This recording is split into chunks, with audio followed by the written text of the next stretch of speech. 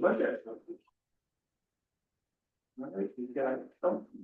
Get line, Carol coming in. Yeah. I'm gonna check everybody else online. Sherry online. Shari and Bruce are virtual. Okay. And Daryl today. We want to do a quick introduction so everybody's watching. Run around the table here real quick. Yep, sure. Dick McLean. Jenny Began, Mary Devlin, Susan McAllister, Larry Sadler.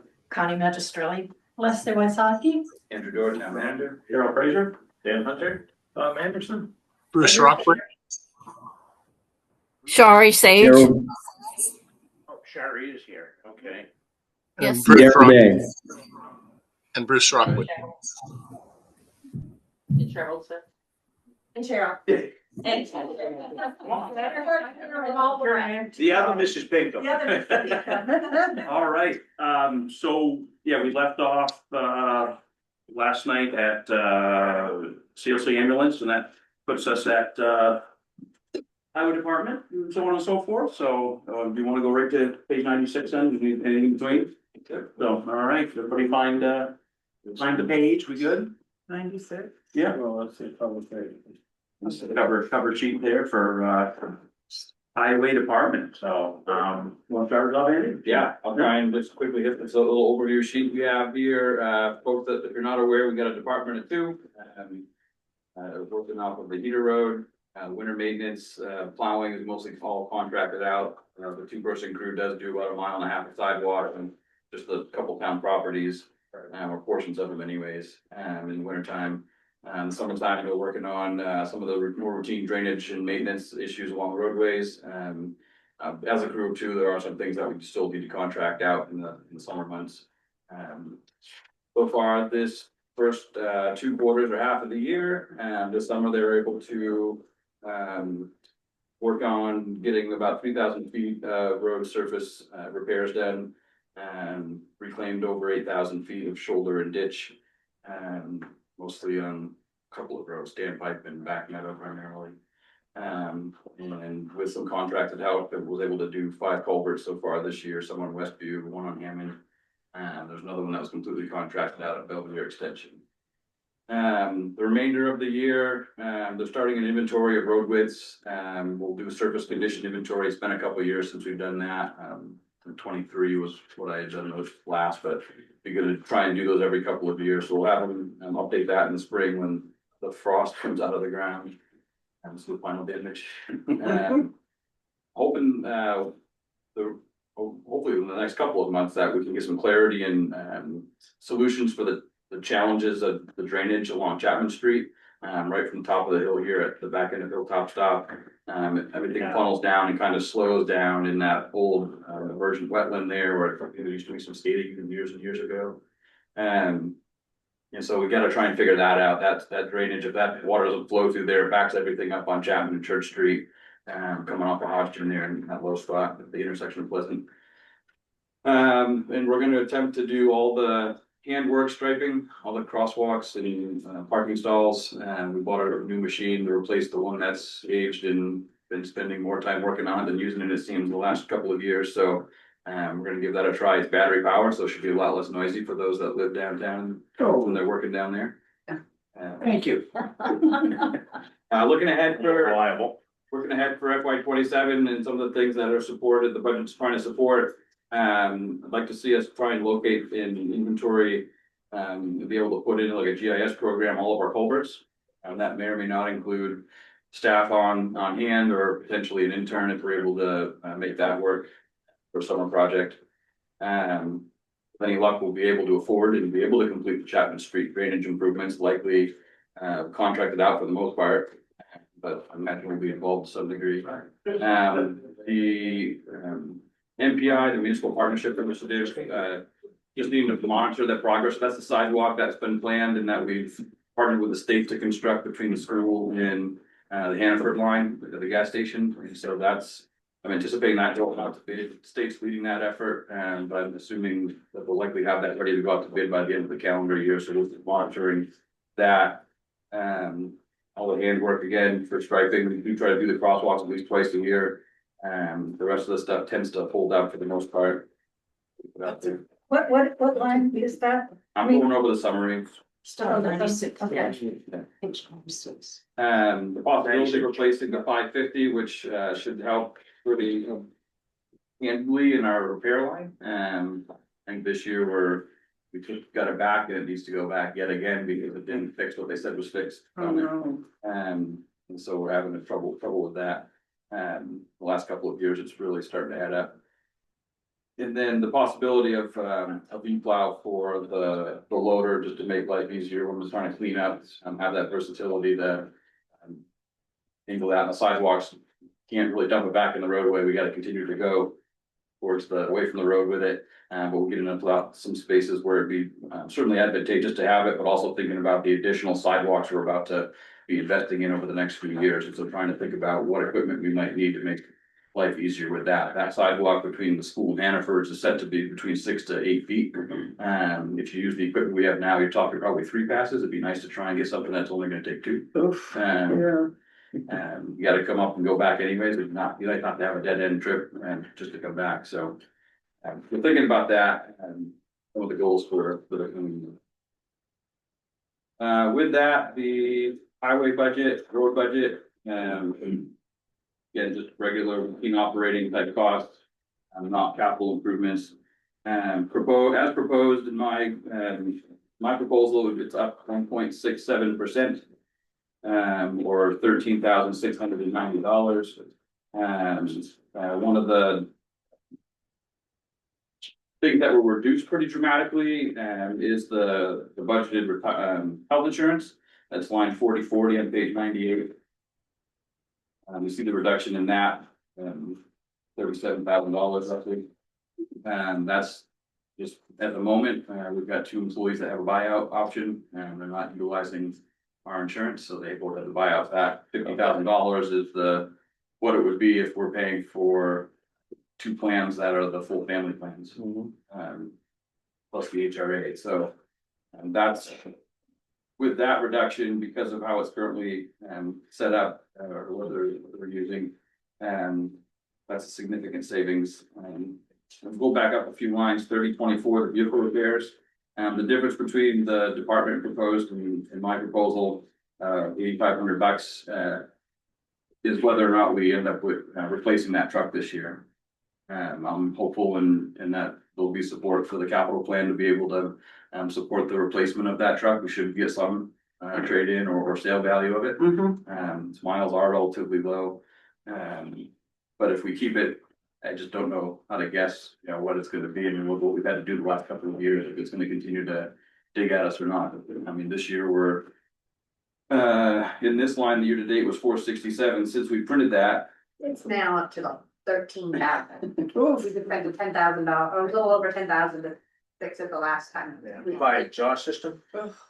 this had to do with some front end work. They had to answer that. deal with the hub lockouts, which are already, one of them's already leaking.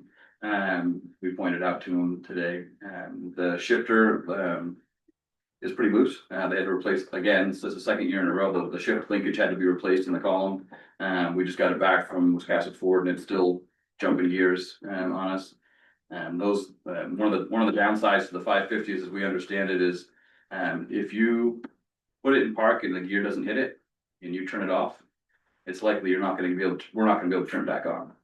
And so there's definitely times I was in it a couple storms ago and I had it in reverse and it told me on the dash and not in park. Well, that's a good thing. I'm supposed to be in reverse. It says I'm in reverse. And so it had issues. And so we had it just this last week looked at and repaired, but John got it back yesterday and said it's still has issues. So we're at 13,000 roughly already, just between when this was printed and where we're at now. So I do worry about, without replacing it this coming year, what that repair line does end up being. For another year. And which line item was that? The repair line 3024. Larry, answer your question. Larry, Thank you. answer your question, then no, we haven't even touched the depth of the exhaust system yet. So get rid of it before you do, because you'll spend another 13,000 on the exhaust system. So that's, thick and dark bomb, so. Going to the next page, 99, line 52, 53, you see an increase there in general maintenance. We had $6,500 there. Direct estimated cost to try and continue our ditch and shoulder work, sidewalk repair. It's more again, routine type stuff, not ripping up whole sections and repaving, but just to support some minor repairs. We got some ADA plates that continue to need to be monitored. I understand one of them got pulled up this morning down in front of Sheepscott Pottery, so I know Mason was already down there trying to patch it in the best he could in February, but we'll have to attend to some of this stuff on the sidewalks as they arise. And Andy, I had a question on your culverts there. Yeah. You got $350 a piece for those 15-inch by 20-foot culverts, is that correct? Yeah. And you need 10 of them, I'm budgeting that it would support 10, yeah. so that's $3,500. How come you got 9,000? What's the other $5,500 for? I think it's for 10 locations. Let me just get my formula here. Good question. You did materials and stuff. I think it's just, I mean, one pipe's not gonna cover a driveway. So the $350 a piece, and I got it in here.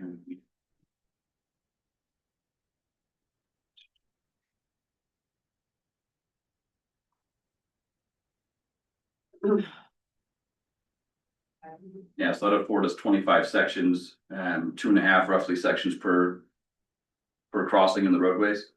And your roadways are 20 to 22 feet, you know, edge of asphalt. In many locations. You need to go out beyond the shoulders and pop out in the drainage system there, so.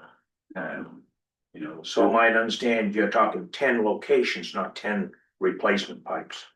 And 10 locations takes 2 pipes, 2 culverts per location, is that what you're saying? kind of depends, but yeah, I mean, if you're under a 2-lane road, you want 40 feet, you know, you might shave a few off there, but you're still spending 2 pipes.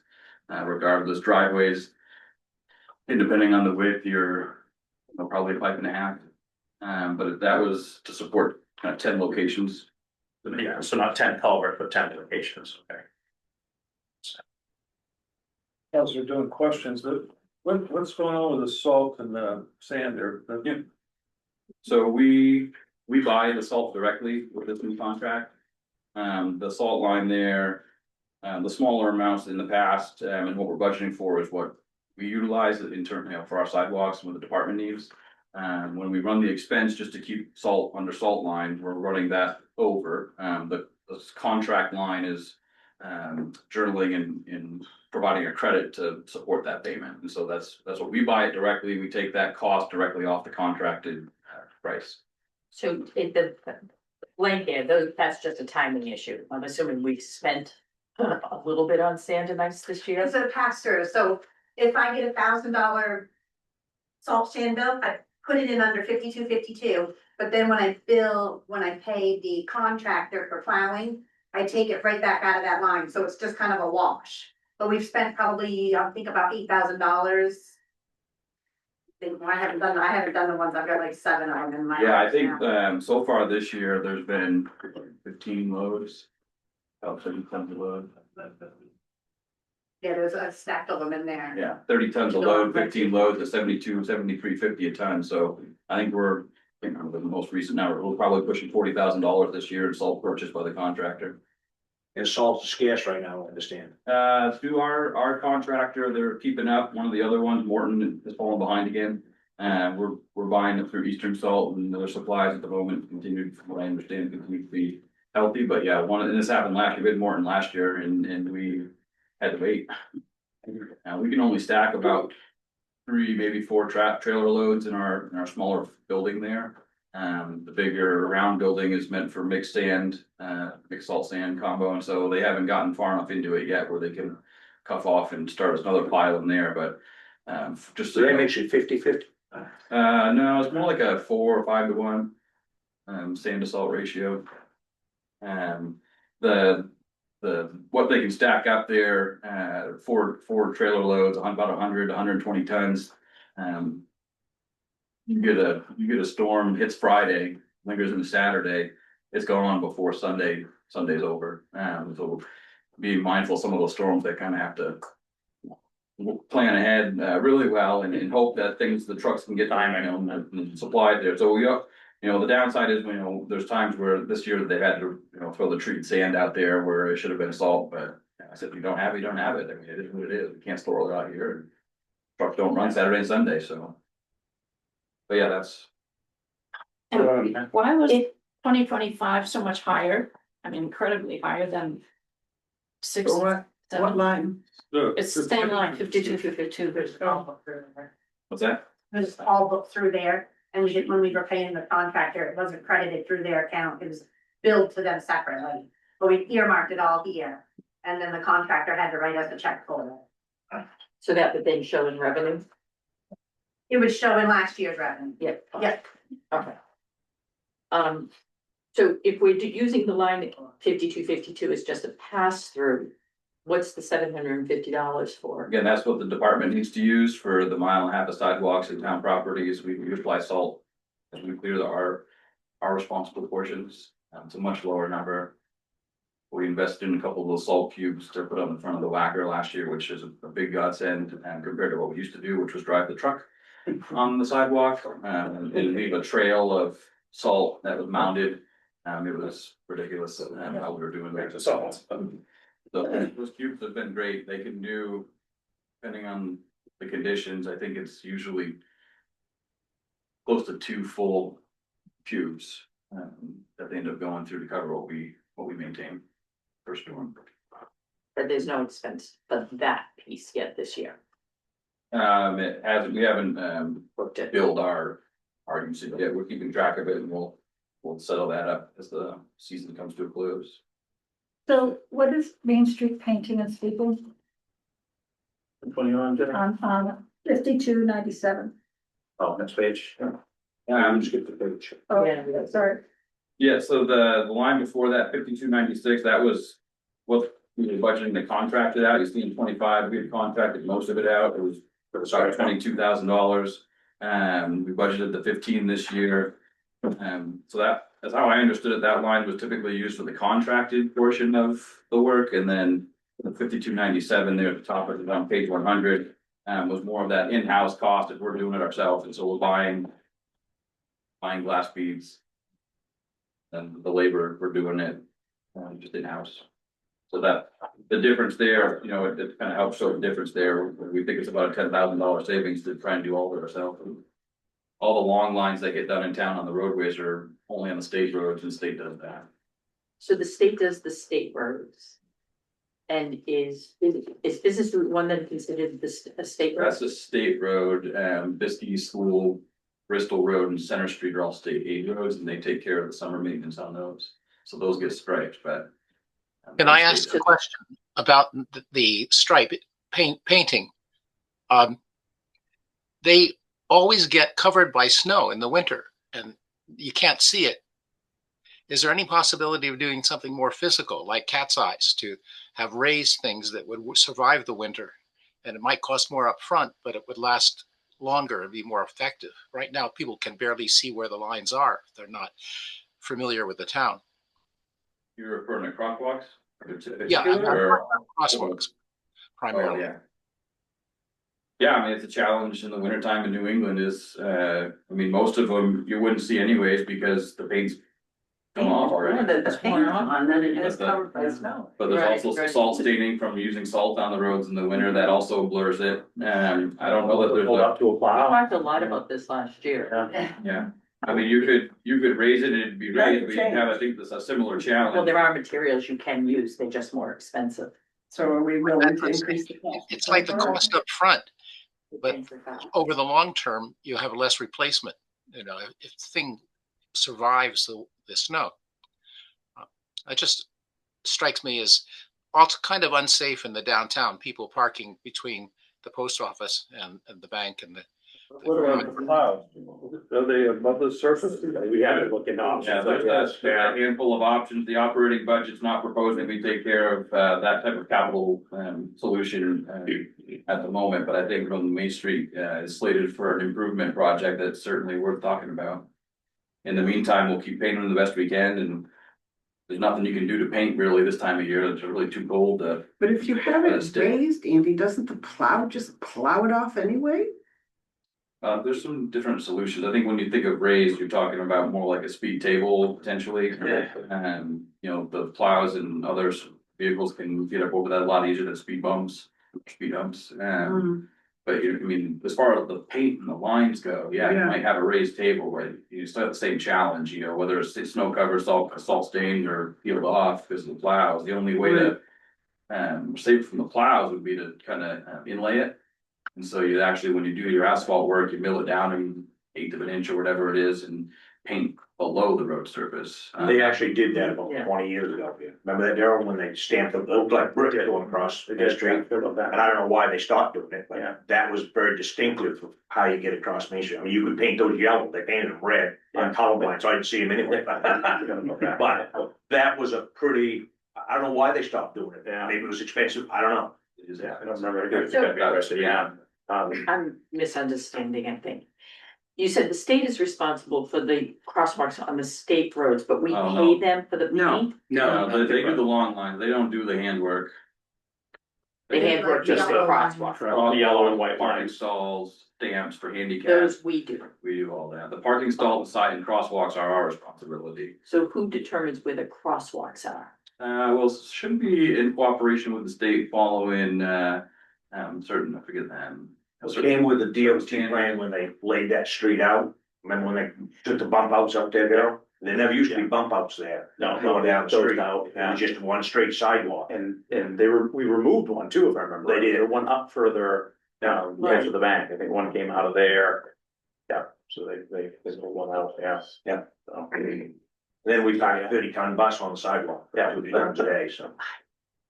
Andy, 5297, we talked about this, is that allowing for a single or twice a year for her? Twice a year. That is twice a year, okay. Yeah, When do they paint those, Andy? well, somewhat weather dependent and crew available. I mean, if we're doing it all in house again, we can control that time a little bit better. It does require them to shift the schedule, come in at night. We'll need to get a new sign package that's reflective at night, 'cause we don't really have all that we need, and we've already talked about, with the new chief about trying to make sure we have some blue lights down there when they're doing it.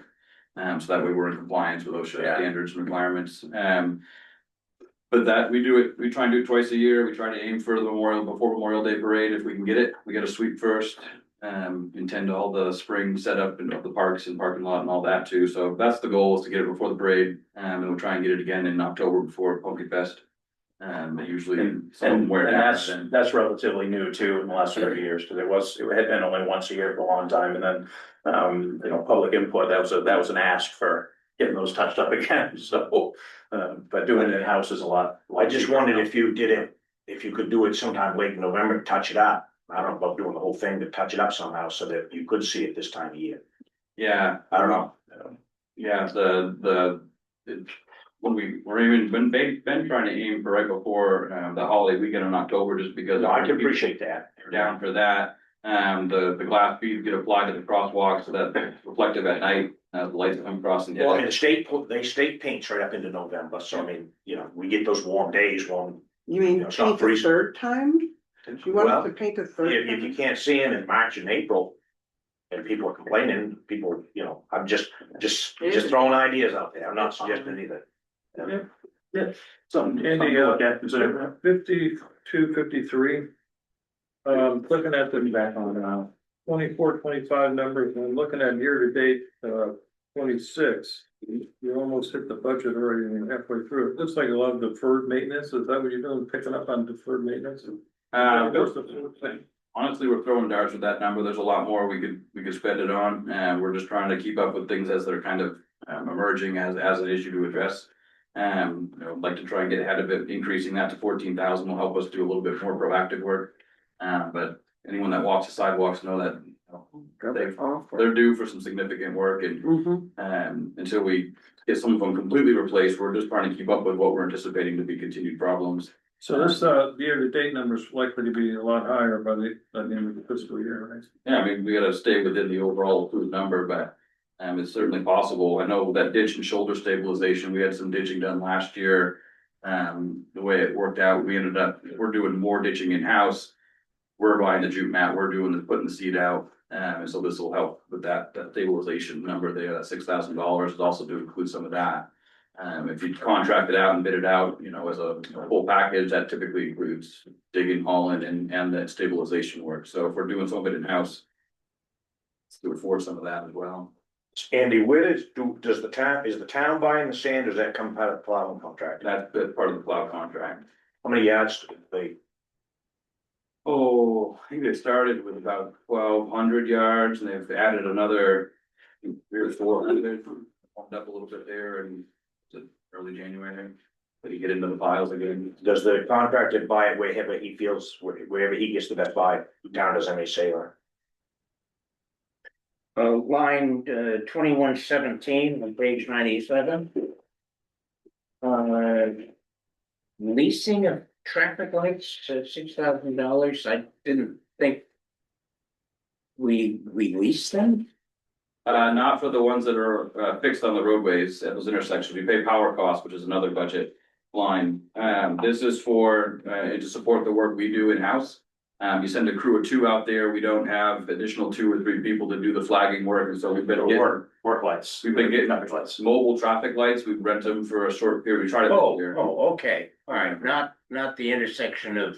Yeah, I know what you were thinking, like, yeah. Oh, No, these all right. These are the construction Okay. ones for traffic direction. All right. Yeah. Line 4948. Page 98. What are we doing that is this? Sudden surge of warning signs. What's changing? The night work, when we work in the road at night, we have to have reflective signs. Most of our signs, we haven't replaced some of them. Some of them weren't reflective from the get-go, some of them just wear out. So if we're gonna do the night work and do the painting in-house, we need to buy new signs. So it's all right, so it's along with the striping and. Striping, I mean, it's also, if you got, you know, say the traffic lights are out, or, you know, say there's issues with roadways and you need the signs up all night to alert drivers. I mean, having those at night reflective is a big help. Yeah. And so we need to invest in some reflective signage. Some of it's to support the night work, for the striping, other just general. Yeah, I don't want you hit by a car out there too often, so. Yeah, no, these are dictated by OSHA standards and other standards that we kind of, if we're gonna have these out there at certain times, we should be doing it. We just haven't in the past. Back to 5253 for a moment on page 99. Just help me out, what bench and table, what is that? We've got picnic tables down at the waterfront park, a couple at Biskie Beach. We got benches scattered around town, sidewalks, granite benches. Oh, okay. So there's times where they need maintenance and replacing. We did replace a few of the picnic tables last year. We got it seemed like a heck of a deal for pressure treated bases and regular KD tops, pre-assembled for $200 a piece. So we got 6 of them, I think, last year from Lowe's, but you know, we painted them. It's the garage as we tend to do. But we have to maintain those and keep those most. That's what those. Yeah, the benches were done last year too, in-house, right? The ones on Main Street. We put them I'm sorry, on the river. Oh, yeah, so the ones in the park had to get raised. The crew was able to salvage with what was there. They were town invested and had some great resources to put up there. I mean, mahogany or the office. Yes. Numbers, they slightly sanded it down, or no, they pressure washed it without gouging it. And I brought back some of that nice redness and took some of the growth off it. They came out great. We put some new lag screws in there to hold them together again. 9058, page 101. I think we first. Talk to me a little bit about changing the responsibilities for road commissioner. Yeah, that's something that I'm floating as the ability to support appointing potentially someone else as road commissioner and compensating for such. Right now, it's one of those other duties that's assigned for me. And there's a lot of work to do. And so at some point, the board's talked about trying to make sure that someone else might get tasked with that responsibility. It's not right, in my opinion, to task someone with that responsibility without compensation. So that would afford them about $100, as it works out $100 a week extra to be able to do that task. Okay. When Dick, when Andy came on board, the board did the hiring process and we hid something from him until after. Till after he was employed. Considering the town manager has always been an 80-hour-a-week job, I will say impressed. The assumption Been that, able to do these Make other 100. duties. Yeah. the assumption at the time that it was going to be a temporary position to give the town manager oversight in the highway department, public works, to kind of get things together and make it work. Well, somebody hasn't relinquished that yet. And that particular person also won't take a compensation for that, but anyway. Other duties as a side. Other, yes, if you read the contract, but it adds considerably to the workload, so. Yeah, or diminishes, and not meant as a criticism, but maybe there's some other stuff that you could be doing as town manager that you're not able to get to, so. Yeah, I don't see. I would concur with Dick, and my question is, our town is not that big, you've got, at least one fellow has been here a couple of years. Is it, he's not motivated enough to keep himself busy and know what needs to be done every day, that he needs to have supervision? Daily compartment stuff. Yeah, but I mean, we're not gonna talk about individual people as personnel stuff. Generally speaking, their duties is. Well, I guess the question is, why do we need a supervisor when we've got two men that working in the town every day? I think it's important to make sure that we're trying to complete the task that we have to complete, either by state statute or expectation of the community. It'll come a point where, and there is a point already where, it's not 80 hours a week, but I used to probably work 55 to 60 on average. And with a kiddo, I am balancing family and making sure that's a priority too. So it is caught up. We're behind on being able to do certain things. We got a great staff to help pick up the gap where it needs to be, but we're behind. We continue to go after grants to try and lessen the tax burden, and I think we've got about 8 right now that we're trying to juggle. Me primarily trying to do most of them. Well, I was saying, I mean, if you don't have to play town, I shouldn't say, that's a bad word, you don't have to be road commissioner, you'd have time for grants, which is far more important. Generating revenue for the town. Yeah, and So you're saying we don't need a road. But he's, I'm saying, I'm struggling with trying, we need a road commissioner, when we don't have that big a town, we're doing basically the same well, thing. he's over and talking, over first of all, he's talking part-time, but he's already doing that work. So I understand he taking is. him off that work. But you're looking at $100 a week, you're not gonna find a road commissioner for $100 a week. Well, I'm sure the statute obligates us to have a road commissioner. I think if you look at the a structure similar to any business too, like you look at a structure, there's an F for you can work. Your folks that are on the road, the 2 folks we have in there right now are working in the business, not on the business, right? It's very similar. So where you don't have, where Andy's taking on that role right now as the eye in the sky, the 360-degree view. Yeah, you've got folks that are going out and doing the work, but who's making the work plan? Who's getting ahead of that? Who's keeping up with the OSHA rules? Yeah, I see that There's there's liability. So you still have the planning side of it that has to happen that, it's just like any business, you've got the folks in the office and folks doing the work and trying to work together. So Yeah. it's not to say that somebody couldn't move up in those roles that are existing, but that position's there for a reason. Yeah, it's because there of have the demand always for it. been some Yeah, business/policy pieces that has to be done Yeah. at the road commissioner level. yeah, there's definitely stuff that gets left on the table. We don't have that. So are there benefits associated with this There's a stipend? straight stipend. The way it's presented, it's a straight stipend. Okay, So this position used to be filled. This isn't a new position. It's just we had, this position was filled for years as road commissioner and it got shifted in the last few years. By one of the employees. Yeah, what's that?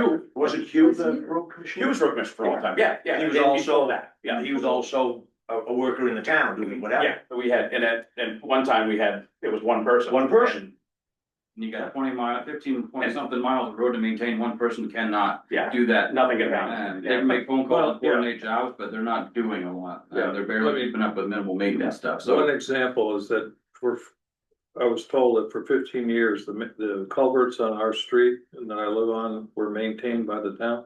They were never maintained.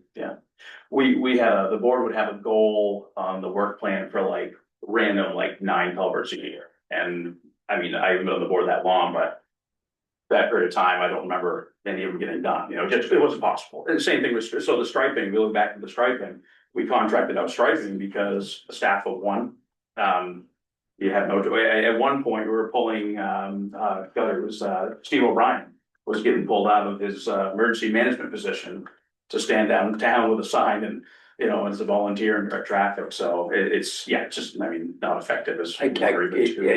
Because I keep looking across the room at George. Yeah. Wall. And when he was the police chief, he was also the line painter. Yeah, He would come out at night, George, by himself. right, Which different, I know, different times. the town, yeah. And Tom, at one time, Westview Acres was a private road.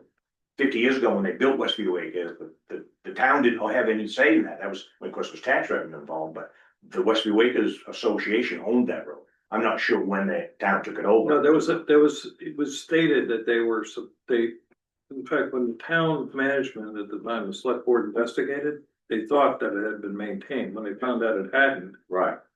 this But year- it was built privately. It wasn't built. Well, yeah, that was history. That was 50 years ago. Yeah. I was here. We'll get back on. Andy, do you think it's possible to find somebody who's willing to do that for, what did you say? $100 at least. $100 a week? So, You hope? Yeah. Okay. I mean, I get the sense that 5,200 down seems like a lot, and so, you know, you could potentially have a full-time person try to fill out and. I mean, let's just use the example, if we go out and do road work, you got an operator and the whatever rental equipment we have, or the loader we have, and you got someone driving the truck, there is nobody doing flagging work. I did that with John 2 summers ago. I was both driving the truck and then trying to manage the short work zone we had to flag traffic through as he loaded the truck. That's not safe. You shouldn't have just 2 people out there working in the roadways like that with active traffic. We can't always close the road. So, you know, we're trying to commit to doing more works. I mean, we're behind, right? I mean, with the way the town had it set up, you had one person trying to do 15 miles of road maintenance, that's 10 line. You know, you double that's 30 miles to try and maintain, but we're behind. And admin. And admin. We're behind, right? So we're trying to make the swings to try and get us back onto a better routine maintenance plan. And, you know, you can, the ditches we have, most of them aren't dug to textbook standards, and that's fine. But it does mean you're gonna have to come back and redo them quicker. You know, you might get 3 years, maybe 5 years before they fill in winter sand and growth and whatever it leaves again. We try and keep those pipe outfalls and inlets open, seasonally, but the ditches will build up in material and eventually have to dig them back out. So you know, that's a very simple example of how many miles do you have? What's the turnaround time, you know, on a clean out cycle? If it's 3 years or 4 years, great, but you know how many miles you have to do each year. And so we're trying to get ourselves built up to a point where we're not having culvert failures prematurely, plastic pipes out. But there's some metal pipes out there still, and some of them have failed early because we haven't been able to keep up with maintenance. And this would not be, if we were to approve this proposed stipend for road commissioner. Mhm. And you remained as road commissioner, would it go to you? I wouldn't, I mean, not my way of my contract, no. No. Okay, My contract that's what I is my wrote pay. down. I'm anticipating conversations in budget committee. Yeah. So the 15 Yeah. miles of road does not include the state roads? Yeah, with the state aid roads, we're about 22 miles, that's what we maintain in the wintertime by contract. But in the summertime, it's about 5.8 or 7 miles of state aid roads. So that puts us at about 15 and a half miles roughly that we're maintaining, and that's center line, so it's 32. Total's about 27 miles. 22 something if you're not counting Main Street. The state plows Main Street, it's their contract, that one's theirs 100%, the state aid roads, we do winter maintenance, the state does summer maintenance. Because I'm the one who raised the question, I'm gonna state for the record, I'm not commenting on the $5,200. I wanted to know about what was in your mind with the change, and that it is a change I have frankly wanted to see, so. All right. Well, and also Andy's been at the job long enough to understand that he has so much work to do. Oh, my. Other than that. Yeah, We just not that if we're, way. and that would be, it's gonna be $200 stipend. Yeah, they're gonna go back to the $2 for the pie they got. You're paying him. I Just get gonna that. do the job I got a couple directly. of On page 101, 91, 27, I had a question about the, request for this year.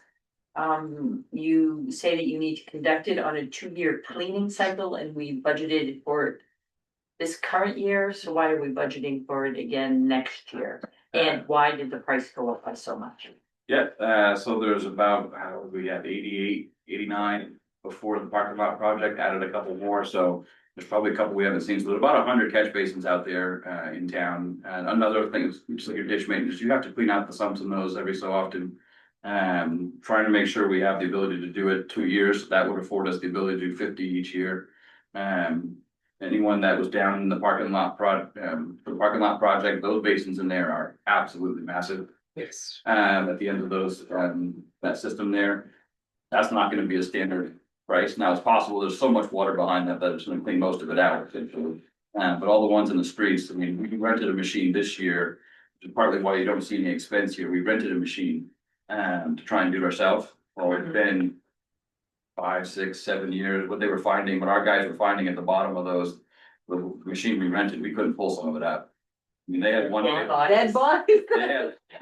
They had one basin that the leaves and the dirt, you know, and then there was also concrete that got poured down in there for whatever project. Yeah. And so it's work that increases our risk for injury, that I don't think it's worth us trying to rent a machine and do. We should we should sub this out. There's companies that do it. The prices range by the hour to by the basin. I'd rather do it by the basin because some of those might be a couple hours. It'd be a lot harder to estimate the time that it would take to clean the basin. So if we can get into it by the basin, I think that's our best bet for some of these because it's been so long. And you said, oh, I'm sorry, go ahead. Well, it says here that there's a 2-year cycle. Have we been doing the 2-year cycle? It's just been, so this is a new thing. Yeah, this year was the first year that we've done it in a couple. But again, it's part of your routine maintenance. You have to be doing these things, so you're gonna end up with problems. Did you do all 100 basins this year? No, because of what we were using, our skill level and experience with the machine, in what it was, I think in the couple of weeks we had it, I bet they got most of Chapman Street and from Chapman, Church Street at Chapman up to Elm. And so I think there was about 7 or 8 basins in there, if I remember correctly. So they got 7 or 8 out of the 100. Yeah.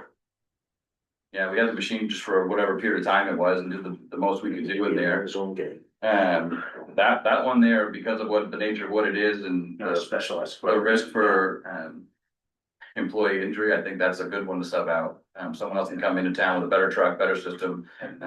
That tied up. And you said that 7,500 would cover them. At the number we The had, contracted out. at the number we had quoted last year to do half of them in 1 year, yeah. Right.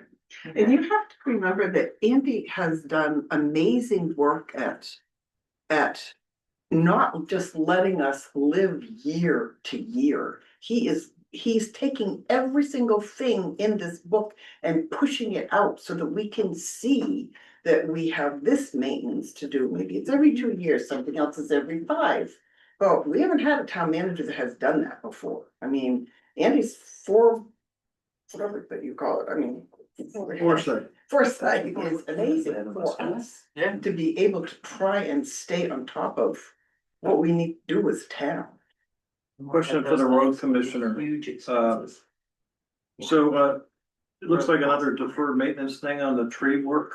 That you probably. You want 9130? Oh, I'm sorry, it's 9130.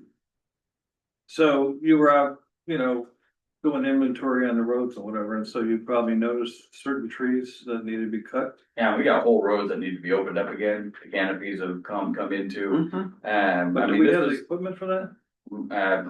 we can only go, it depends if we're standing in the picker on the whacker, the man lift, using a pole saw, or if we're in the back of the truck, standing up using the pole saw, but we can only reach about 15 feet regardless. So this number is for contracting it out. Okay. It will not go very far. 2533, real nit. but gas prices have gone down. Based on? Page 97. Last Last item.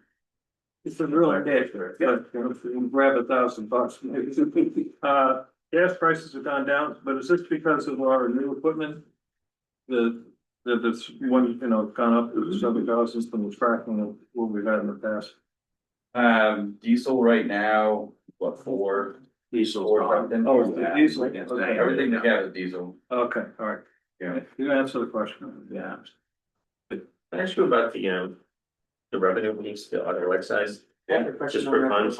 Revenue, 102. 102, first fund. So year to date, we've received 344,000 in revenues through 6 months. Is there a significant seasonality to this, or are we like, is it gonna be close to 700,000 at the end of the day, or is this? And we have a history like in 568 and 520, so we've always been above 515. And why was there such a drop? Where? No, it's not a drop. No, Year- that'll be no, no, counted as year to date. 344 is year to date, Okay. so that if you take that and times it by 2, then you're 688, so I'm just wondering whether It has to do with when people buy their cars, that the excise tax is due when they buy it. When do people buy cars? So is 344, is 515 a good number, or is like? They I mean, don't 30, buy you them. have the history there, the market to buy cars, the price at which they're at, hearing concerns from everyone about affordability. It's hard to guess how many new cars there's gonna be. If you have less new cars being purchased in a year, people are gonna come back and just renew what they have, so that price goes down for the first, was it 6 years? In that first year to the second year is one of the biggest cuts, not 50%, but it's It's big. 40%. You see an increase in January, because everybody gets the year-end deals at Christmas time, so January is a big excise month. But this doesn't include January. It doesn't, but February is not one, April you get a little bit, because people get their tax refunds and go do it, and then it just kind of mellows out. I'll say late summer, early fall is another, sometimes. You might be realizing 75% of it here right now, and then roughly, and then. Well, I don't know, I guess that's my question. Yeah. So. The hope is that we allow for 5 and you get 700 in there, Well, We haven't. What do you think the end of the year will be for this fiscal year? For this fiscal Yeah. year, I bet we're close to 525, Okay. not enough, and with revenue, you always wanna be conservative, because if you budget for 575 next year, and they're like, Well, yeah, so it is what it's gonna be. I mean, it is what it is. So the prior year was 568 though, right? yes. Okay. As we go through this process, because we'll be doing this for another month or so, would it be possible to get those January Yeah. numbers, just so we can see trending on it? You want them for all revenue? No, It's just. just as easy. This one's a big one. That one's a big one, yeah. I had a question about revenue also. On page 101. Line, the last line. 7003. Mhm. You say that there may be some matching funds for ADA grants. Mhm. Is that something we could put in as revenue? Is there a possibility for an ADA grant here? You could put it in as revenue, if you lower the tax burden with the hope of getting the grant, you don't get the grant. Then we're, say you put $10,000 for offsetting revenue. We don't get the grant, it's $10,000 less right from the gate that we're spending, can't spend it. So we don't have the grant in hand. So we don't have We will anything, and I'm apply. just noting that there are some out there, the idea with this, I note there, we just got a couple of quotes for. The pedestrian activated, those are RFBs, signals, depending on which brand we go with and what's in them, there's some out there now that have. Of course, the solar power package, but they also have speed, radar collection within the system, as well as traffic counts. Which I thought was a fantastic set of data points to be able to collect from the stationary equipment that also then provides. More safety for pedestrians. Those, if we were to go something like that, a pair for the crossing would be about 13,500 just to buy. Then you gotta put them in the ground, and also then we might be able to put it in the ground, but if we need to have a contractor and they're hardwired, you have to sub that out.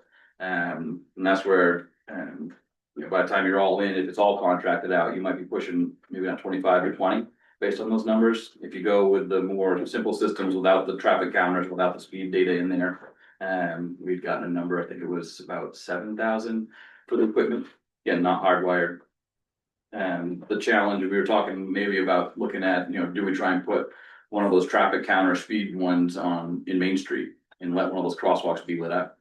Whereas right now it's, you all know what it is in the summertime, and at night trying to get through there with pedestrians, in both cases probably as a pedestrian and as a driver. Terrifying as a driver because you can't see people before they step out. All the cars parked through there. So it'd be nice to think about trying to improve the safety for pedestrians through there. The highway. But if we did that, and one of the questions is, will we have the solar gain we need on a solar panel system with all the shadowing through there? The sun is south of those buildings most of the day, and then it's in the shadow. So we do want to look at that a little bit. But there's a couple of them out there that we've had long enough now. That the one by Rising Tide, we had some work done on it. There was about, I think it cost us $2,500 or so, I think, to do the repairs, or it was completely replaced the computer within it, which was going to be about $7,000. And we just fixed it for what needed to be fixed, and said it'd be better to come up with a plan and have them all the same in town. Right now, I think we got 2 or 3 different styles within the community, which is, to me, a little odd. Where's the other one? There's one up by Coastal Rivers by the school, the old pawn shop there. There's one at Rising Tide. There's 2 of them, technically at Bristol and Maine. There's another one down by the hospital. So we anticipate spending the 10,000 we budgeted last year and then adding the. Yeah, between 88 plates and making sure we have a budget to support the maintenance of those flashing signals. The 7,500 can be used for matching grants, could be used to buy the plates. We did try a couple last year. We thought it would be advantageous time-wise to buy the precast plates. They're cast in a more stable, solid environment. The PSI, the concrete better than trying to pour it in place. But depending on where you're putting it, it is a little trickier because you got to cut back further. You got to pave it around it. You can't play with if you're on that pitch or that slope as it tips down to the road. It just was a little harder than the guys that we have would prefer to just set them in place and pour them in place. In the past, it just took a lot more time to let it set. And these ones you could do in a matter of a couple hours and walk over it. The other ones, if you pour it in place, you got to keep people off of it for probably an overnight. So there's a couple of ways of doing it, but we're again, there's those that are out walking and see some of those. There's plenty of them that are starting to lift up. The salt gets down underneath those. It eats away at the concrete. We did one at Lewis Point in Elm Street 2 years ago, I think it was, and it was just powder under there. The ones that are getting lifted up is because there's just we're just losing the back of the hole that's underneath there. So we need to be mindful that we have to keep up on those. And it's federal law, and that we have to make sure that those are in working order. And I got a question here, going back to page 101, I overlooked it here. You got snow hauling $15,000 in there. Isn't that part of the winter contract? And where are we hauling to, from Theater Street to the town landing, $15,000? To an extent, yeah. Or is that what you're planning next year for 27? That's for. Or is that what you've used this year? And why wasn't that in the snowplow contract? That's the number you see in the comments for supporting next year, the increase from 187 to 187.5 to 212.5. The way it's set up in there, we don't have the ability to dump off by the bridge, as most folks know anymore. That property changed hands. The new owner didn't want down in there. I didn't think it was a good place for us to dump. The previous contractor relayed the dangers of trying to push snow there. And the potential of having to rebuild someone's property if that wall gave way. Sounds great to avoid that risk. The downside is our access points into the parking lot are a lot more challenging. So they push what they can. They pretty much can. But if you get a daytime storm or you get hammered with 12 inches, they're not able to keep up with being able to push into some of those 90-degree turns into there. They do the best they can, but there's times where you've probably seen it on Theater Street. It just temporarily gets staged there. Well, I guess my question was, why wasn't that factored into the $212, $212,500?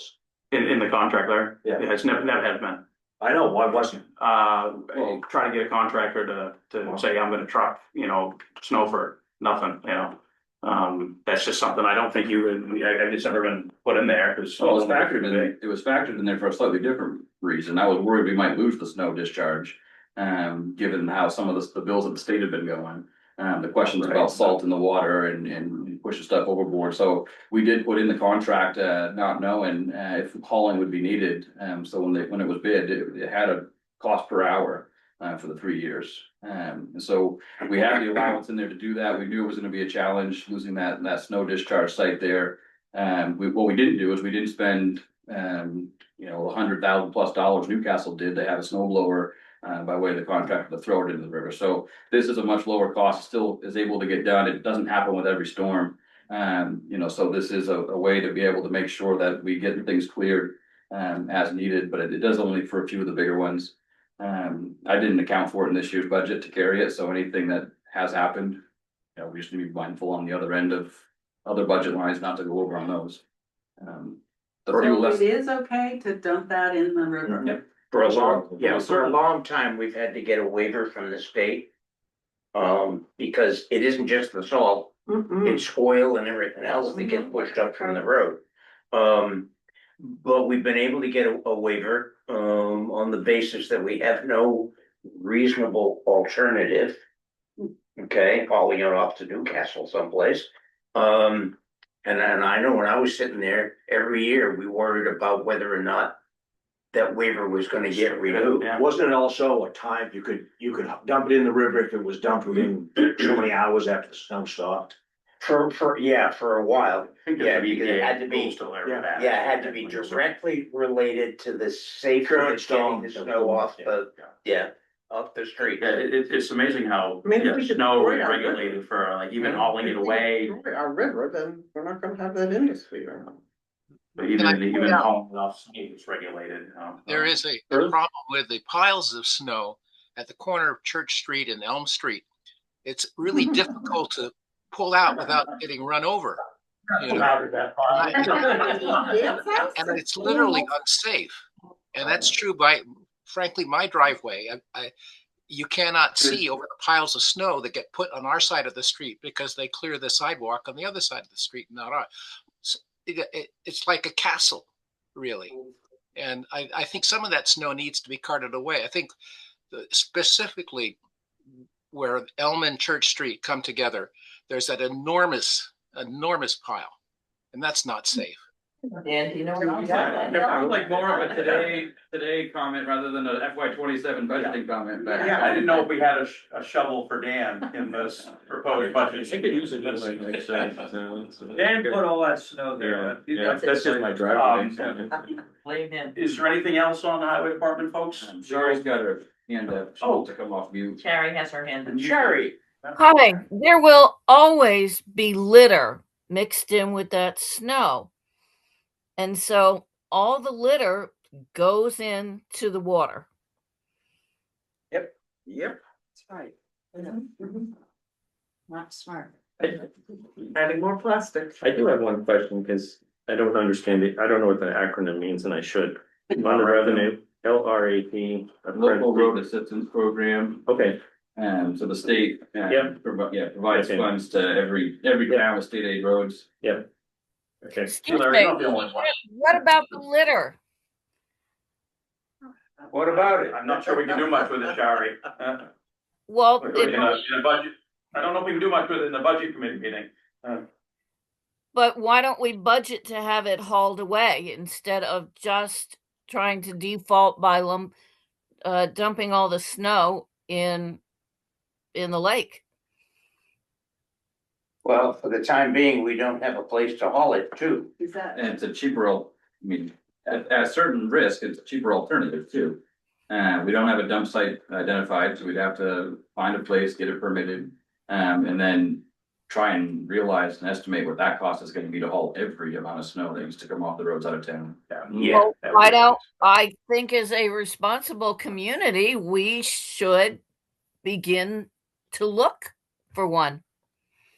Sure, do you wanna budget for that in 27, or do you wanna do some more research and look at it in future years? I mean, there are empty privately owned parking spaces in town during the winter months.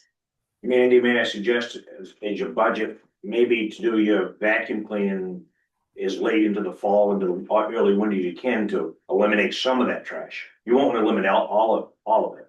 But I will say that Damariscotta River is one of the cleanest rivers along the coast here. If it wasn't, you wouldn't have 20 million oysters a year growing in this river. Yeah, but right there at the. I'm very aware of it. I spent a lot of time on that river. Yeah. And that would be my, I won't say it's a quick fix or an easy solution, but it would be a fairly reasonable solution if the town vacuum cleaners did the streets a little more often, late into the fall, as long as they can till the snow hit. That would eliminate some of that debris. I'm not saying eliminate it all by any means, but. Well, I just think it should be a priority topic. Thank you. We'll move on to streetlights. There's no other questions? I'm just gonna ask about the tree work. As a suggestion to the selectmen, Yes. you might be well, as you move along, to start thinking about where you would go with the snow if you had to. Rather than find yourself in late fall when the state has said, no more. No, So just, something to put on that short list for things. That's good.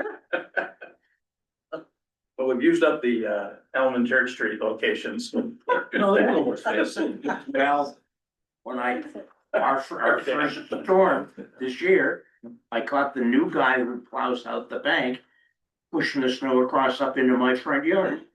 And when I went out, and by the way, for what it's worth, he was very nice. It was not a confrontation, okay? Yeah. He said, well, he thought it was okay because the town does it. Yeah.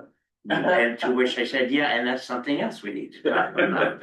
So Dickie had to go somewhere. Right, that's. Go that way. Yeah. But it was- Always has the fire. He completely blocked off access to my heating oil. Just think about it, Tara. Well, the pile in front of Cross. and Susan Bar- did have a question about trees. Yeah.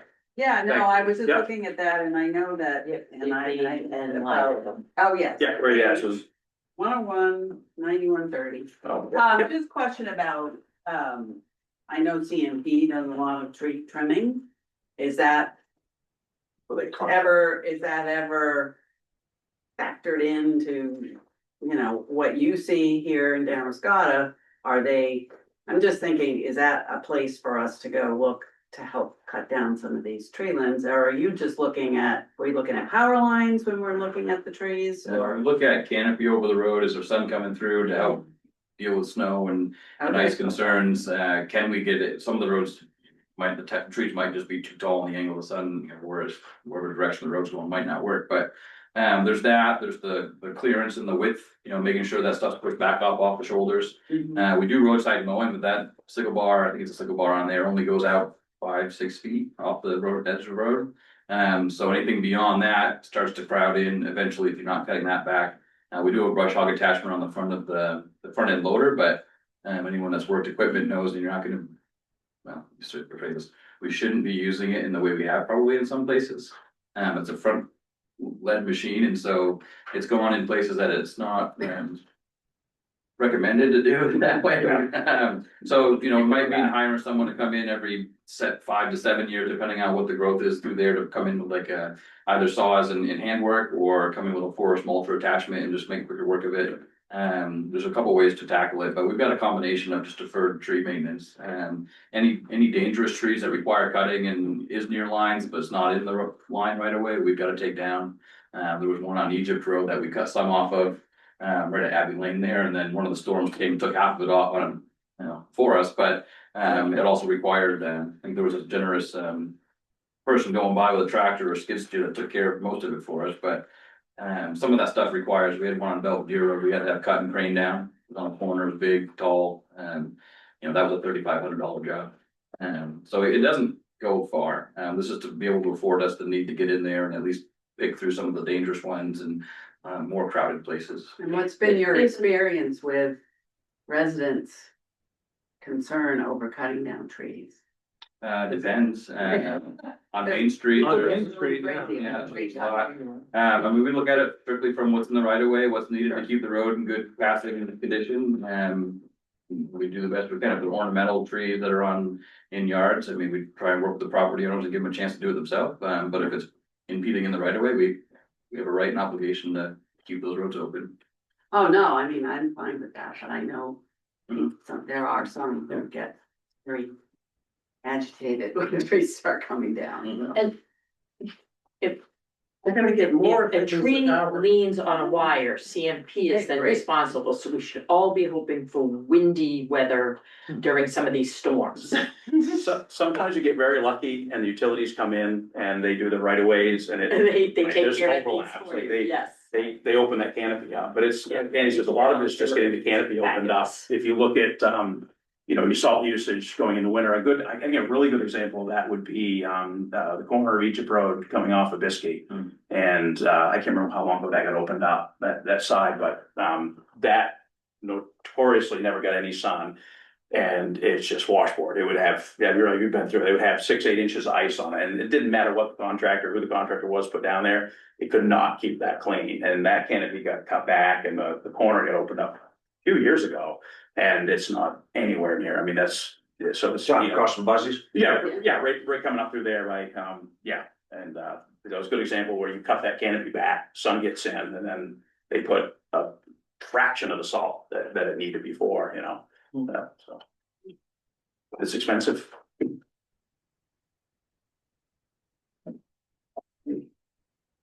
We good on highway department, folks? Street light? We do, yeah, street lights. Is that a phone? Journey's like a madman. Yeah, these are the overhead street lamps, not the traffic lights at those two intersections, mostly power cost, the maintenance, the difference between the two columns. DOT has asked the town, kind of assumed the town's, taking the responsibility on of maintaining and operating the ones down at the roundabout. That got installed, so that difference in price represents the estimated cost for power. You see that it was estimated at just over $2,000 just to power them. A year, and then contingency for someone to do maintenance. We're not fit to do elevated work on those. The town's responsible for that. Have we said no to them? I owe them a formal letter. Okay. I told them that it wasn't anything we could do this fiscal year, so we didn't budget for. I said the $2,000 is almost what we pay now for all of our streetlights, for power. Was that in the deal, Andy, when they? No. I didn't think so. Wasn't. No, we maintained the I blinking don't light. remember hearing anything about the lights. We maintained the blinking light that was down there. There was an agreement from 03 or something that had been signed. And I think their expectation was, well, we'll just continue the maintenance agreement. Well, there's a big difference between a blinking light and 12 street lights overcast with, let the runway up. They're using that agreement as precedence, and believe me, the board, we all have the same reaction when that was across, like, wait a minute. That was not, talked about at all through the project until it was done, like, oh, hey, by the way.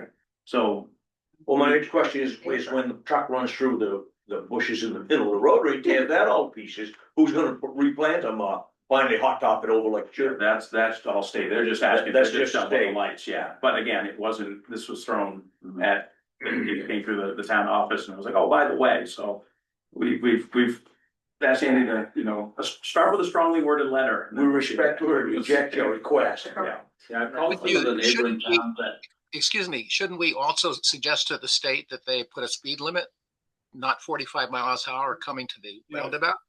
Yeah, that's, It's not something. done. We should be closer to it happening than not. Back in December, they said in the coming weeks, they were gonna put a whole new sign package up that maybe was not included in the base bid.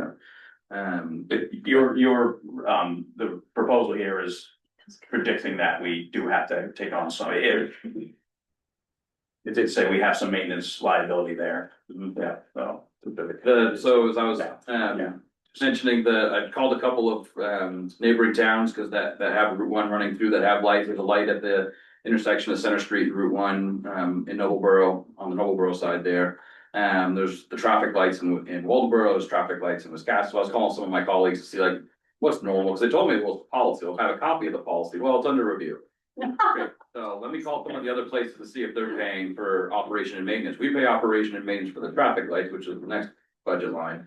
In the, most of the towns I've talked to, it seems they pay the power, they don't do the maintenance. And so, you know, talking with the board, I mean, our initial was no, this wasn't talked about ahead of time, we didn't sign anything ahead of time, this was news to us. They're gonna take care of it for this remaining of our fiscal year and see how things play out essentially through this process, but, I don't see, I mean, taking on the maintenance is a non-starter from my perspective. That's a big, Yeah. That's every time we're gonna do it, we gotta call someone in, you know, depending on who's coming and what the rates are, you're anywhere from $500 for the trip to 1,500. I'd say shoot, look, for 1,500, be closer. It comes with traffic control, they, for Route 1, they kind of the whole traffic control plan when they're doing it. I mean, this is well beyond, this is way different than some of the other stuff that we end up having to do in town for. So we're working through that, but I'm just sharing with you that if the state just said, no, you have to do it, that's however it's interpreted and they force it. You know, we would have to look at probably the 13,200 for that. And even that could be grossly under, for the maintenance side. I mean, as it is now, when our lights go out, I try to wait for 5 or 6 to be out. At the chagrin or disappointment to some of the property owners, but at the fixed price to bring them into town, I'd rather have 5 or 6 for them to work on in one trip at that same price than just the one. The power cost seems really high.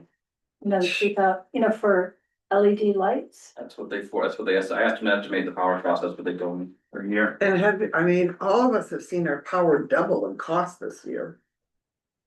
I have. I know, but these are supposed to be super efficient lights. there's how many out there? There's 12 and Well, they're pretty high wattage. yeah. LED is pretty high wattage. Year round, so. Okay. All right, speaking of lights. Traffic lights, you know, this is another one that could get consumed pretty quickly with one, oh, sorry. Where's the new one going in at Bristol, on Bristol Road? There isn't a new one, the note there for an additional $1,000 for an all cross at Bristol, it's just, there's been a request to consider syncing the pedestrian crossings. With traffic lights, so that right now, if you push the button, you're standing in front of the Lincoln Historical Society there. What's that house there? Yeah. Yeah, and you want to cross to that weird triangle there in the middle of the road intersection, you get the ability as a pedestrian to cross there, and then you hit the button again to wait to go to the church. Yeah. And so the idea and the request has been to make it so that traffic stops in all directions when there's someone trying to cross at that, and so that would be the price that we were quoted to make that change. I think it's worthy of, and I should have shared to the board, I think it really warrants, a little bit of a study or analysis to understand what that could look like at high pedestrian times. To have all traffic stop in all directions for 20, 30 seconds, every time someone's ready to cross. Before we just do that, but I shared that because it did come in, the board, it's on the radar, we are doing a planning partnership initiative with the state, I think I might have mentioned, so we're looking at that intersection from the pedestrian standpoint all the way up to NC Hunt. Working with Sebago Technics, we're gonna kick off a public process here in the next few weeks, and share that with folks to try and get folks to participate in that, but it's re-envisioning the improvements needed, all through that stretch of Main Street. I'm hoping that the work that they'll do this summer to kind of make an assessment will help inform our decision before we do that. So I'm not recommending that we plan to make that change until we hear from that output. I mean, if we're gonna relocate them, or if they wouldn't suggest we do that, I'd rather have an engineer kind of weigh in on that. I make that crossing all the time. I'm a constant crosser at that, and I find it very dangerous. And after being almost hit a couple times, because all of the people that come up the Bristol Road and then turn Left. Right. left and right over to Church Street, you know, you make that little. Yeah. Even when it's a red light, you can still turn right and then left. Anyways. Yeah. I always go down, and I don't wanna be crossing anywhere near that complex, dangerous intersection. I just, And we've heard that from, you're not the only one, I think. it's a lot easier just to go down a little bit. It's a tough spot to cross. It's just really dangerous, and I encouraging people to cross there, just kind of almost asking for trouble. Yeah, what Sandy is saying is that Walk that all together there. Well, I just think, I think the crossing needs to be down lower or something, or, you know. I think that'll all be encouraged folks to share their input on that PPI work that'll happen this calendar year. There's tentatively scheduled to be a public meeting the engineers will facilitate in mid-May at the moment, that's what we're aiming for, and then another one to share the concepts they've come up with for design in like mid-September. And we're gonna work in-house to try and get between now and mid-May when they come into that to have some of those ideas from the community already ready to go to share. So there's a big effort that we're working on to try and get that message out. Traffic light, the increase there is to account for one more trip for maintenance. Right now, we're only budgeting to have maintenance one time on the pair of lights, a year. You know, it's not uncommon that we go over. I will note because of that, I am proposing that the warrant article shift street traffic lights into the highway or the public works article rather than the public safety article. The ones that we just went through yesterday, there's typically a lot less offset or room. The fire department's very frugal and spot on with their budgets. EMA is a small line. Hydrants are a fixed price. Like there's really no leeway. If we find that we need to be over, you know, by $3,000 or $4,000 to fix the lights, we have to fix these. I'm gonna have a lot easier chance to try and find it by putting something off at Public Works potentially and waiting till the next fiscal year. I don't have that luxury and ability within the public safety. Also, it maybe makes more sense to be in highway. Highway tends to be the ones to respond when there's issues to coordinate the lights. It seems like it's public works related, yeah. So I'm okay Are you with, moving this to Public Works? that's how it'll be on the warrant, so I'm proposing we have it. Proposal, okay. Good there, folks? Biskie Beach, we have porta potty out there, there's a couple of picnic tables. It is a swimming hole, that wants to be used by many more folks than what the space allows and what it is. And it is unfortunate to some degree that we can't kind of make it bigger, it'll never be Pemmican Beach. I understand the town has tried to put sand in there before and replenish some stuff and has been met with resistance, from community members. We try and rake the leaves out of there. We usually have someone come in with a tractor and rake the leaves out of there the best we can.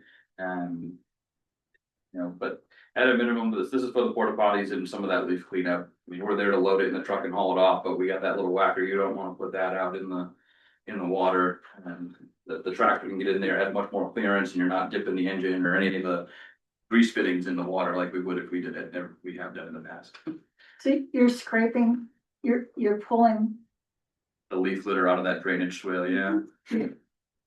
That's carrying water from the other side of the street, you know, flow downstream down into Bristol. And so that's between the public's expectation to be able to swim there, in the interest of keeping that drainage swale open, and we do rake that out.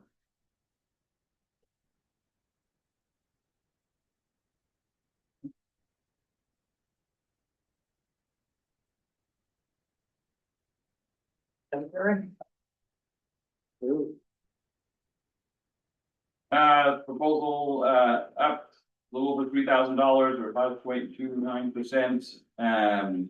No major changes there. Most of that's attributed to an unknown increase in the contract cost. I will share that. That'll be on the board's agenda, next week. We did put the bids out. They came in, the bid came in, on Monday. We opened it.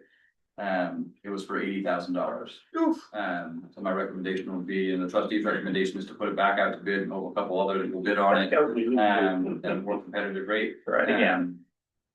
But as a heads up, that's the only bid we had gotten on it, Mowing contract. and it was almost double. Yeah. Currently, What line is that? 6891 mowing contract. Oh, mowing, Oh. okay. Oh, Okay. How many cemeteries are there, Andy? There are 5 town-owned ones, most of the privately owned ones with veterans graves that we're obligated to maintain are done through historical society and volunteers. Otherwise they'd be going to a lot more. Hillside, if you're not familiar with the veteran count there, that is where it reads across Marital Place for Lincoln County.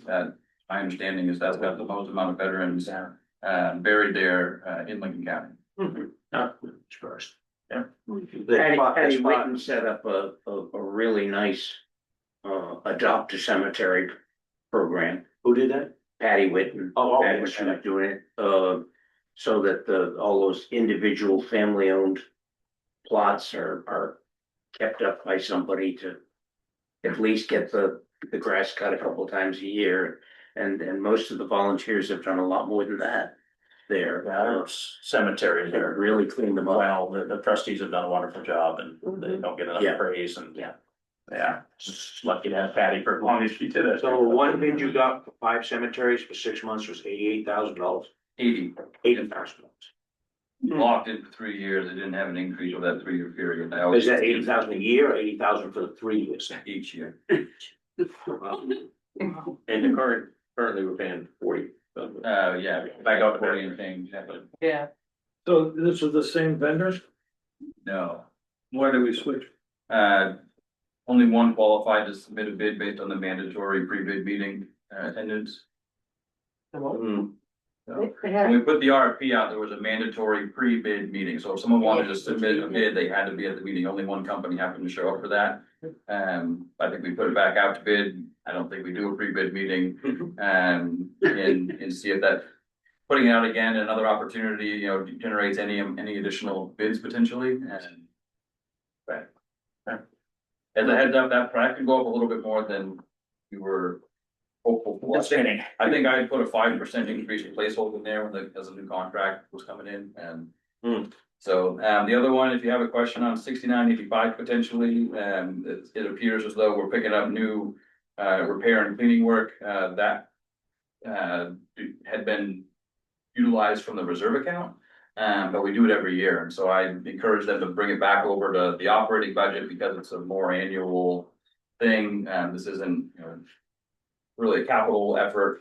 And so we did spend it this year, and we just need to journal it from the reserve to the operating, as that was a new thing that we. So these numbers are similar to what we've had in the past.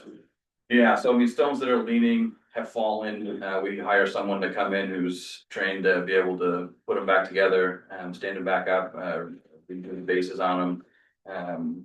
So there's a gentleman that in particular has been coming to the area, you get him for when you get him, he'll tell you when he's showing up. But we'll get 3 days, I think 3 days out of him typically, $1,000 a day, he works 10-12 hour days. Does everything he needs to do for the day. He's one of the few that does it. Yeah, we did, they did find another one that, comes out of New York. Hoosick Falls, New York, and he travels the country, he just picks the season where he wants to work and it's always cemetery work. There's another one that's based more out of Annabunk, I think, or somewhere in Portland area. We've done some work in the area and starting to get into it, so we're gonna look at giving that person a try this spring and see how that goes. Utilizing some of the payroll seasonal worker value that was budgeted, we'll just contract that to see and get the work out of him and see if that's something that we can double up potentially with 2 different contractors. So with these, potential grants and this perpetual care fund, is there any revenue that we can capture from those to offset any of these maintenance costs? I would. Like, what is the perpetual care fund? How much is in it? What it's used for? We'll get back to you on that. In terms of what the value is, typically those funds, the principal balance in those usually isn't enough to really get very far with perpetual care. But we can get updated balances for you, for future meeting. Yeah, we're throwing a couple of thousand a year into it. On the sale proceeds. In some ways, it might make more sense, it might not make more sense to keep building it, it's invested, each basin or whatever. It is now. Yeah. Same staff, same people managing our funds, but they've sold. But yeah, they manage those funds for us, conservatively invested. So who's the cemetery admin clerk? Right now, nobody. Patty had been, recall she, after how many years she'd been on the trustees, kind of taken on that admin role and then was forced to be stipended. Forced. Yeah, second that. That was, I think that, town staff, that's the workload she took off of what they would normally have to do. Well, it's an unfilled at the moment. We need it filled. There's certain times of the year that becomes I think there was times I tried to ask her when she did a tour with the select board years ago, a couple falls ago, I think it was. Yeah. And I remember asking, I think Dan was in the car, I remember asking her if she could estimate how many hours she was putting in, because there's no time sheet, it's just, you know, kind of a fire chief, for some of those other duties things, that just, there's a stipend, you gotta do what you gotta do, and so. I was trying to get a sense of how many hours she puts in, because it's kind of a mystery, on our end, so. She said, well, it's really hard to estimate, some weeks is 40, some weeks might be 20, depends on the time of year, and it was just like, oh boy. You know, we are grossly under realizing what this involves, We'd say that we use the word we were spoiled. yeah. I So know it's administering the cemetery, like if people wanna, coordinating sales, you know, following up on, contracts or coordinating work. To be done within there, whether it's tree cutting, stone, you know, repairs, all the administrative aspects of managing the properties, that person would do. if people wanna be buried there, do they have to contact the town? Is that? Yes, Typically go through the cemetery admin, when it comes time to paying for the plot. They'll come and make the payment with us, and the admin will have written out the receipt, basically saying, here's the plot for so-and-so. They work up the deed that then gets filed with the county, they basically submit all the paperwork to us with payment that then the staff here will process. And she was awesome, obviously. There are, She was there all are, over remarkable. there are people who wanna be buried in a plot they don't own. Let's gonna speak to that, is it? There was one not all too long ago, who, when Patty looked back into the deed very specifically said that her sister could not be buried there. And the sister was, you know, so, yeah, there's a A lot of constant, research. there's a constant flow of relatives trying to find out where someone is buried. Things like that. If Patty, she would find them, if somebody came, I'm missing, I think there's a relative somewhere, I mean, it is, she actually claimed this, was 2 years ago? We only had four cemeteries, right? Four, and, she went back to, I don't know what, 1872 or something, found that Damariscotta did indeed own another cemetery through minutes, I mean, it is, yeah. It was we could back go on when and on about. When the town was created, and the line was drawn between Noblesboro and Bristol lines, and they found that the town actually should have been given and hadn't properly been given, it should have a certain cemetery. It turned out to be on the Damariscotta side of the new line. Yeah. Instead of. So that role, that she had taken on was, But she's passionate for it, that's the other thing too. Yeah, for those familiar with the database, she actually has constructed access database resource for the plots, and so anyone that wants to call up and find out, well, where's my relative buried, I think I got relatives here, like she's able to now search that, that's something that until she did that hadn't been searchable. It's a very, I mean. So is that the software expense? Yeah. Okay. So that's that I was in the curious. past. They used it as. Sort of, no flash drive for the file. We did try to But use no something. computer in this office, no staff in this office is trained to update it. And so it's something that she took on and built. There was a person that is able to support beyond what she had the capacity to do. And that's that fee there, is to help make sure that someone's able to build the database structure, and then it's easier to populate and fill in. But that person will help, make sure that there's backups. They have some backups, we have some backups. But it's a system that I think we need to be mindful of, and how we are able to maintain and store and keep that available going forward. I mean, is it standard? I mean, is there some weird cemetery database? It's the access database, So it's a, and so it's. It's an access database. It's Microsoft product. It's a very special. It's very special, the item. It's a spreadsheet on steroids. Yeah. I wonder how many plots we have available, 5 cemeteries. We can find out. Just curious. I got mine. Have you decided who else is getting buried there? That's the Not about question. it. Well, not the ex-wife. That's another thing she did, she researched the costs of, what they call it, columbariums or something like Oh, that. yeah. Yeah, what?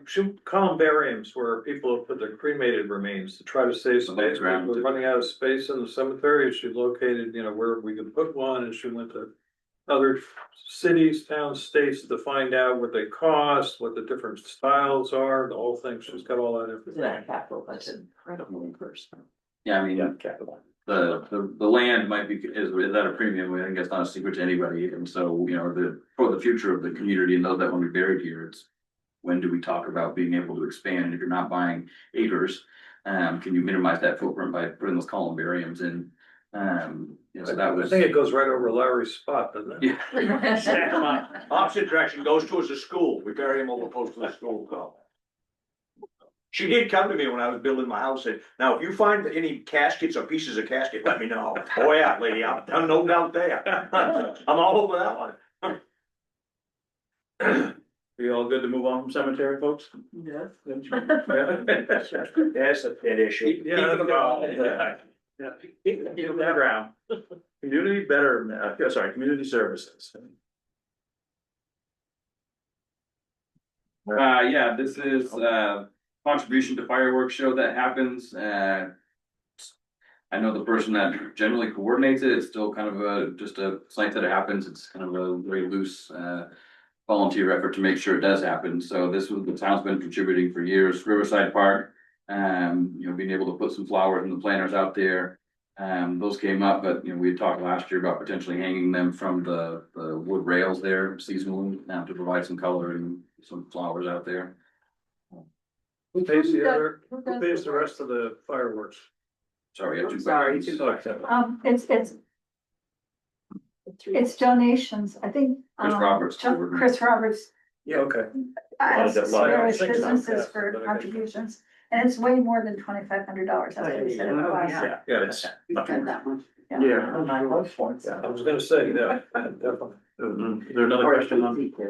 Well, Susan, do you have Susan? Oh, who does the flowers? Do you have this garden? Is there a garden? Used to be club there? contracted out, someone would pay someone to come in and do it, we started doing it ourselves in the last few years. Do you go out there, Andy? I did do it on the first show I was here. Yeah. We can get volunteers. Not much, what's that new road commissioner? I used to, a long time ago.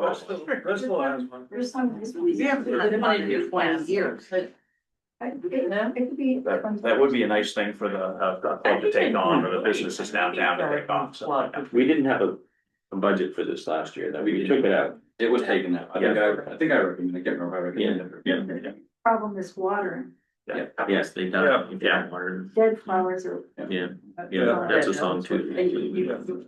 Now, Josh, where do you build this? I could water. I think. Somebody else. Yeah. Anybody else heard? Shari got her down. I'm in. Sherry. Hi, I just want to reinforce my passionate objection to funding fireworks. It is so environmentally unfriendly in multiple ways. So I know I can't change what the public wants to do, but I object strongly to the town funding it. Thank you.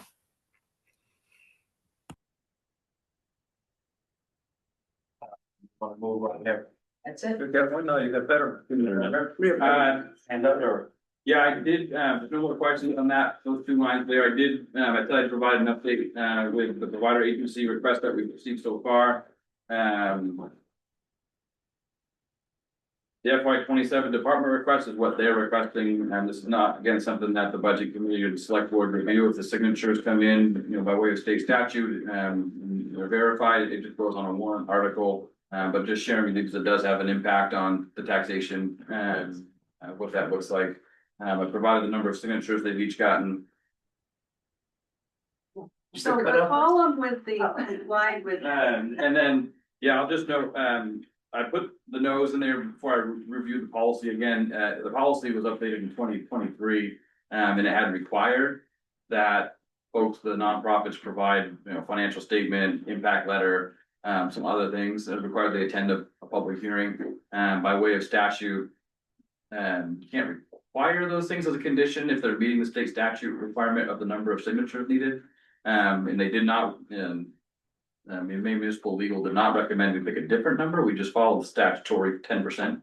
And so we just made it strongly encouraged that they submit those other things so that the public knows, what they're providing, what value of the services were provided to Damariscotta residents.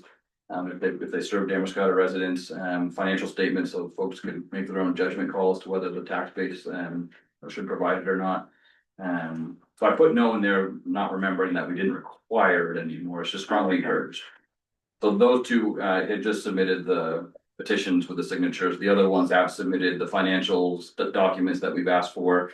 They are now on the website, as others come in, I'll update, our spreadsheet and the website with those requests. What's the cutoff date? Third Friday in May, or March, rather. March. So did you I need go back 10 to more these people, ask them to get the two notes, did you ask them for that information? You'll sign it. It's not required. Not required. You sure of that? I don't remember if Becky has or has not, up to them if they. Well, yeah, Aware they're Not not our new, business. they're not new. Well, you know, you look at the library, that's a big chunk. They might have to, reminder. Andy, on the revenue side, on that page there, you don't have any franchise fees. Shouldn't that be on that? You've got property taxes in there, but you don't have any revenue on the revenue side. You don't have any franchise fees. Yeah, the franchise fees are, I think, in the admin offset. What are franchise fees? Franchise fees, what the cable company pays the town based on the contract town has with the cable company for a percentage of the gross invoice bill, your cable bill. Okay. Yeah, we have that in the administration department offset. Helps cover some of the costs, as the What town. page is that on? Have it. 26. Way back there, huh? Yes. So those fees in statute are afforded to the towns to determine how they want to offset. Tax burden, it could be the general offset, it could be specific. We have it in the general government offset, we pay a Zoom license fee, we pay for other things, and so that's just where it's been and kept it in there. That way. What was that? On page 26, so just that's where the franchise fee revenue offset is listed. We talked about it. That's a charge, but that doesn't, where am I not seeing what we get from the cable companies? Franchise fees, the third line down on the revenue page on page 26. It's about 21. Reimbursements. 20,000.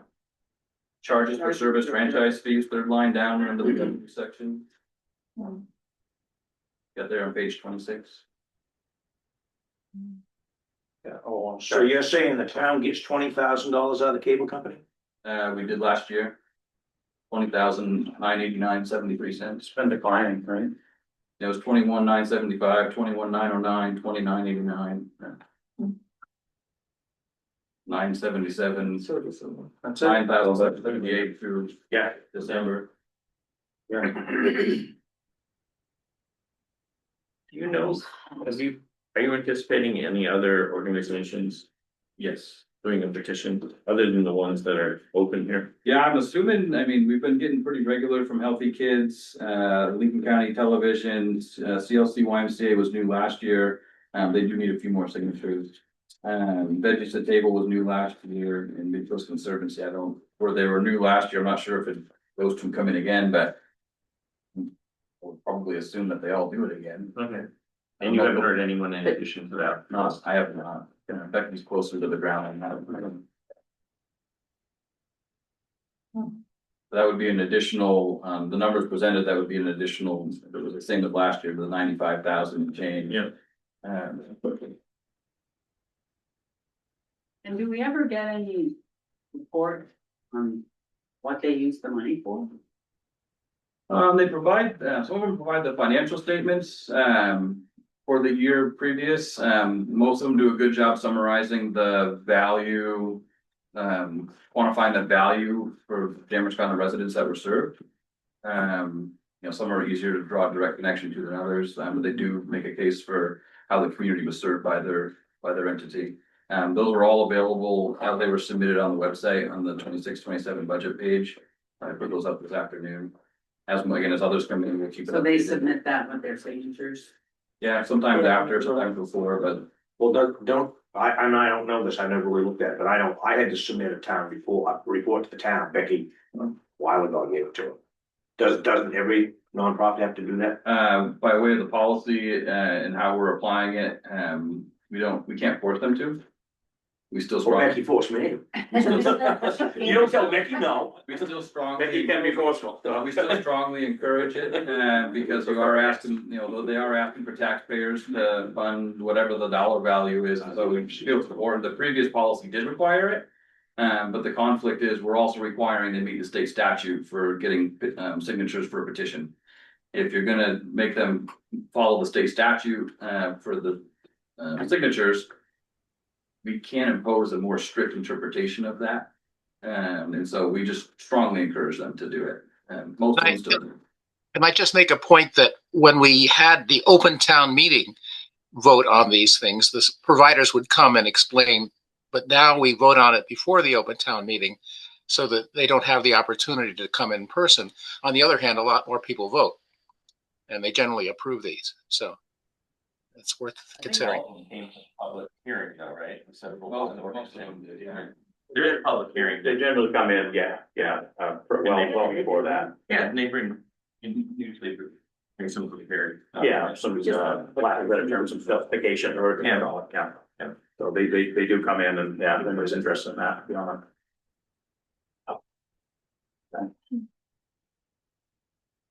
You haven't had a public meeting this year. What's that like? You haven't had a public meeting earlier this year. No, just, I missed it, you did. Yeah. Does anybody have any other, questions, comments related to what we've gone over this evening, or? Will we call for a motion to? Can I just ask? We'll be back again in It's our March. next meeting, yeah, are we keeping the same schedule? Looks like it's February For our meeting. Everything. Well, the budget. Before we adjourn. And I have a question here, which is a reasonable one. Are we still on the schedule that was provided to us? In other words, we're gonna come together in March. February. Sorry. The next meeting, Yeah. Budget committee is meeting We're on just talking about the 23rd. budget. but that's just budget. Just budget, yeah. Yeah, and this is. the one We're I- actually here next Wednesday at 4:30 to start our, That's the selectmen. Right. yeah, and then you guys. You're the 23rd of February. Yeah, so the way the charter spells it out, the budget committee is to act on the recommendation provided by the select board, so. I have it set for the select board to do some review next week. And to start some of that review and potentially provide a recommendation, if they have a recommendation for them, the budget committee to consider, that would be the 23rd, the following Monday. To then hear and consider that. That's what was proposed. If there's a desire to have it be modified or, it's a good time to mention it. It gives you a good, more than a week, trying to digest some of this. And if you have questions, please ask them in between. We can work on updating that sheet for folks. If you haven't checked in on it, there are some questions and answers on there that have come in. I have a bunch of questions. Any other matters from the budget committee? No motion to adjourn. Motion to adjourn. Seconded. Second, over here. I think we're, what else that? Dan made a motion to adjourn, have a second, Tom seconds. Those, in favor? All opposed? All right, good enough. Yeah. Thanks, folks online.